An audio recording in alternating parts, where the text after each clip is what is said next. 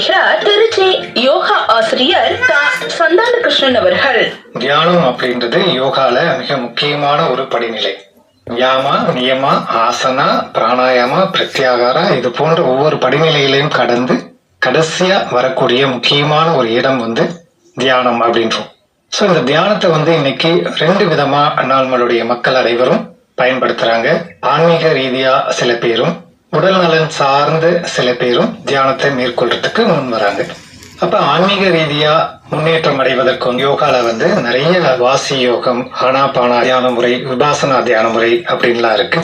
அப்ப உடல் நலம் சார்ந்த தியான முறை, நம்ம பிராணாயாமத்தை மையமா வச்சு சொல்லி தரக்கூடிய தியான முறைகளும், அதே மாதிரி உடல் இயக்கத்தை மையமா வச்சு சொல்லி தரப்படுகின்ற தியான முறைகள், இந்த தியானத்தின் மூலமாகவே உடல் உபாதைகளை குறைத்துக் கொள்வதற்குண்டான சாத்தியக்கூறுகளும் இருக்கு. அப்ப நம்ம தொடர்ந்து இந்த பயிற்சிகளை நாம் மேற்கொள்றப்ப உடல் சார்ந்த, மனம் சார்ந்த ஒரு விழிப்புணர்வை நமக்கு முதல்ல கொடுக்குது. இப்ப நம்ம காலையில எழுந்திருச்ச உடனேல இருந்து தூங்குற வரைக்குமே நம்ம செய்யக்கூடிய ஒவ்வொரு செயல்களுக்குள்ளாரையுமே யோகா இருக்கு அப்படின்றதுதான் உண்மை. அதை முறையா நம்ம பயிற்சி பண்ணோம் அப்படின்னா நம்ம மிகப்பெரிய அளவுல ஆரோக்கியத்தை மேம்படுத்திக்க முடியும். இப்ப எழுந்த உடனே நம்ம எப்படி யோகாவை ஆரம்பிக்கிறது? இப்ப காலையில பெட்டை விட்டு ஏந்திரிக்கிறோம், செல்போனை பார்க்கக்கூடிய ஒரு நிலையில இருக்கும், இல்ல அவசர அவசரமா ஏந்திரிச்சு வெளியில கிளம்புறது, காலை கடன்களை பார்க்கறதுன்னு போறோம். நல்ல ஒரு நீண்ட உறக்கத்திற்கு பிறகு நாம் ஏந்திருக்கின்ற போது மெதுவாக எழுந்து உட்காரணும். எழுந்து உட்கார்ந்து ஒரு 2 நிமிடங்கள் நம்மளுடைய சுவாசத்தை கவனிக்க ஆரம்பிக்கணும். ஸோ ஃபர்ஸ்ட் நம்ம ஏந்திரிச்ச உடனே நம்மளுடைய பிரீத்திங் பேட்டர்ன் சரியா கொண்டு வந்துட்டோம் அப்படின்னாவே அந்த நாள் முழுவதும் நமக்கு ஆரோக்கியம் இருக்கும் அப்படின்றதுதான் அனுபவத்தில் கண்ட உண்மை. அப்ப பெட்ல ஏந்திரிச்ச உடனே நேரா உட்கார்ந்துட்டு ஒரு 2 நிமிடம் சுவாசத்தை மட்டும் கவனிக்க துவங்கணும். மெதுவா உள்ள போற காற்றையும் மெதுவா வெளியில வர காற்றையும் கவனிக்க ஆரம்பிக்கிறது முதல் பயிற்சியா அமையுது. அதுக்கு அடுத்தது நாம் காலை கடன்கள் எல்லாம் முடிச்சுட்டு சில எளிய பயிற்சிகள், குறிப்பா கைகளை அசைக்கக்கூடிய பயிற்சி, கைகளை மேலும் கீழுமாக கொண்டு வரக்கூடிய பயிற்சி, கைகளை பக்கவாட்டத்துல அசைக்கக்கூடிய பயிற்சி. அடுத்தது இந்த கண்களை கழுவுதல். கண்களை கழுவுதல் மூலமாக நமக்கு மிகப்பெரிய அளவில் ஆரோக்கியத்தை கொண்டு கொடுக்குது. ஸோ கண்களில் ஏற்படக்கூடிய வெப்பம், மூலசூடு, இது 2மே நம்ம உடலுக்கு வரக்கூடிய வியாதிகளின் என்ட்ரி பாயிண்ட் அப்படின்னு சொல்லலாம். அப்ப கண்களை கழுவுதல் மிகவும் முக்கியமான பயிற்சி. 2 கைகளையும் தண்ணி எடுத்து கண்களை கழுவிட்டு ஒரு 20 தடவை கண்களை பிளிங்க் பண்றது, மெதுவா கண்களை மூடி மூடி திறக்கக்கூடிய பயிற்சி.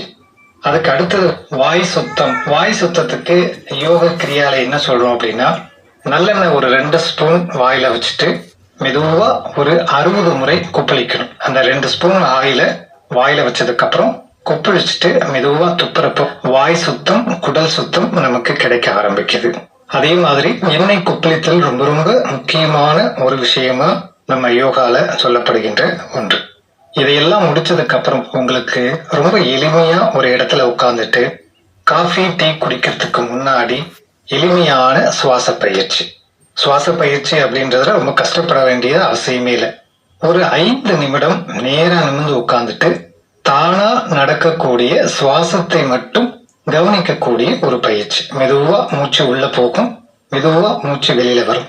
அதை மட்டும் கவனிக்க ஆரம்பிச்சிட்டோம் அப்படின்னாவே நுரையீரலின் திறன் அதிகரிப்பது மட்டுமல்லாமல் உடல் சோர்வுகள் அனைத்தும் நீங்கி புத்துணர்ச்சி பெற முடியும். அதுக்கப்புறம் ரொம்ப எளிமையான பயிற்சி அப்படின்னு பாத்தீங்கன்னா, முன்பக்கம் மெதுவா குனிய முடியுதா, குனிஞ்சு உங்களுடைய கால் விரலை தொட முடியுதான்னு நீங்களா பரிசோதிக்கலாம். பக்கவாட்டத்துல மெதுவா வளையிறது, பின்பக்கம் மெதுவா வளையிறது, கழுத்தை அசைக்கிறது முன்னும் பின்னுமா, இந்த மாதிரி ரொம்ப எளிமையான பயிற்சி செய்கின்ற போது சதைகள் நன்கு புத்துணர்ச்சி பெறுகிறது, சுவாச மண்டலம் நன்கு புத்துணர்ச்சி பெறுகிறது, கண் சார்ந்த நரம்புகள் புத்துணர்ச்சி பெறுகிறது. இதுவரை நல ஆலோசனைகளை வழங்கினார் திருச்சி யோகா ஆசிரியர் சந்தான கிருஷ்ணன் அவர்கள்.